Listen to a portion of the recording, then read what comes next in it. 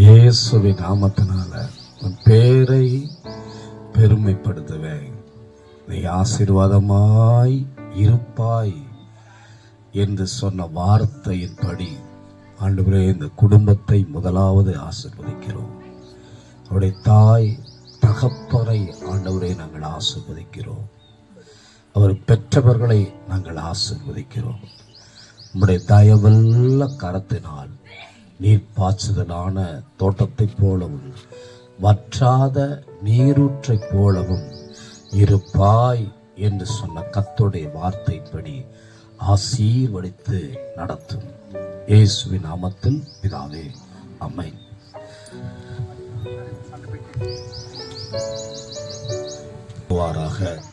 என்று சொல்லி நாங்கள் ஆசீர்வதிக்கிறோம். வந்திருக்கிற எல்லா இனத்தாருக்கும், நண்பர்களுக்கும், உறவினர்களுக்கும், ஊர் தலைவர்களுக்கும் இயேசுவின் நாமத்தினால் வாழ்த்துதலை தெரிவித்துக் கொள்கிறோம்.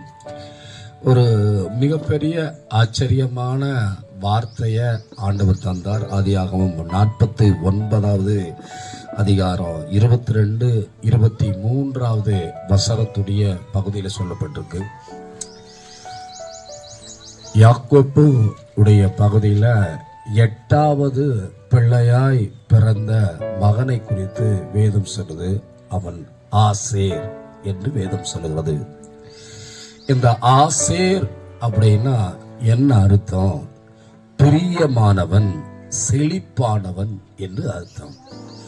அருமையான குடும்பத்தாருடைய பகுதியில் இன்றைய நாளில் இந்த பிரதிஷ்டையுடைய பகுதியில் பண்ணுகிற அருமையான அந்த குழந்தைக்கு நம்ம இன்னைக்கு ஆசேர் என்று பேரிட போகிறோம்.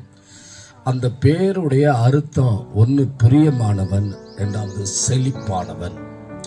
நம்முடைய குடும்பத்துடைய பகுதியில் இந்த பிள்ளையுடைய பேரை நம்ம சொல்லும்போது ஒவ்வொரு முறையும் பேரை உச்சரித்து சொல்லும்போது ஆரோக்கியத்தையும் செழிப்பையும் ஆண்டவர் கட்டளையிடுவார். ஒரு மனிதனுடைய வாழ்க்கையில் பேரிடுவது என்பது ரொம்ப முக்கியமான ஒன்றாக இருக்கிறது. அந்த பேர் இடுகிற ஒன்று அவன் வாழ்க்கையுடைய பகுதியை தலைகீழாய் மாற்றக்கூடிய பகுதியாக இருக்குது. யாக்கோப்புடைய வாழ்க்கையுடைய பகுதியில் ரொம்ப முக்கியமான ஒரு நபர் யாரு அப்படின்னா லேயாள். லேயாளுடைய வேலைக்காரியாக சில்பால் என்ற நபருக்கு பிறந்த குழந்தை தான் என்ன அப்படின்னா ஆசேர் என்று வேதம் சொல்லுகிறது. என்னை நல்லா கவனிச்சு பார்க்கணும். ஆண்டவருடைய நாமத்துக்கு மகிமையா. ராகேலுக்கு ஒரு கடைசியா ஒரு பிள்ளை பிறந்தது. அந்த பிள்ளைக்கு அவன் பேரிட்டா பெனேல் என்று பேரிட்டா. என்னை பார்க்கணும். பெனியேல் என்று அந்த பேரை சொல்லும் போது பெனியேல் அப்படின்னா ஓனார் அப்படின்னு அர்த்தம். அப்போ பேரை ரொம்ப முக்கியமாக யாக்கோப்பு அந்த ஜீவனை விடுவதற்கு முன்பதாக பெஞ்சமின் என்று பெயரிட்டான். ஆண்டவருடைய நாமத்துக்கு மகிமையா.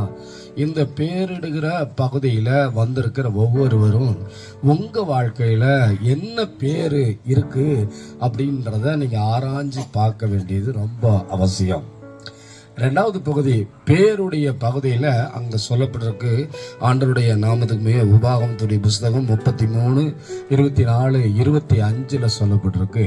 அவன் ஆசீர்வதிக்கப்பட்டவன் மாத்திரமல்ல, அவன் தானியத்தினால ஆசீர்வதிக்கப்படுவான் என்று சொல்லப்பட்டிருக்கு. ரெண்டாவது பகுதி தானியத்தினால் ஆசீர்வதிக்கப்படுறோன் மாத்திரமல்ல, உணவை செய்து அந்த உணவுடைய பகுதியை என்ன பண்ணுவான் அப்படின்னா டிரான்ஸ் பண்ணி வேற இடத்துக்கு அனுப்பி ஒரு திருப்திகரமான வாழ்வை வாழ்வான். அடுத்து மிக முக்கியமான பகுதி சொல்லப்பட்டிருக்கு. எண்ணெய் குறித்து சொல்லப்பட்டிருக்கு. அந்த எண்ணெய் உடைய பகுதி அவன் வாழ்க்கையுடைய பகுதியில் சுகித்திருக்க ஆண்டவர் உதவி செய்வார். என் சத்துருக்களுக்கு முன்பதாக எனக்கு ஒரு பந்தியை ஏற்படுத்தி எண்ணெயினால் என்னை அபிஷேகம் செய்யும் என்று சொன்ன கர்த்தருடைய வார்த்தையின்படி இந்த பிள்ளையை ஆண்டவர் ஆசீர்வதித்து கனப்படுத்துவார்.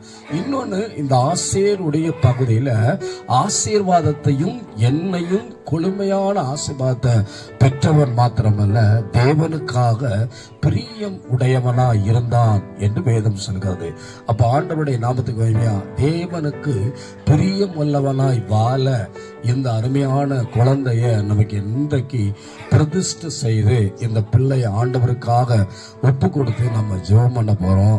ஆண்டவர் நம்மை விடுவிக்கிறவரா இருக்கிறார். இந்த ஒப்பு கொடுக்கறதுனால, பேர் வைக்கிறதுனால என்ன ஆசீர்வாதம்?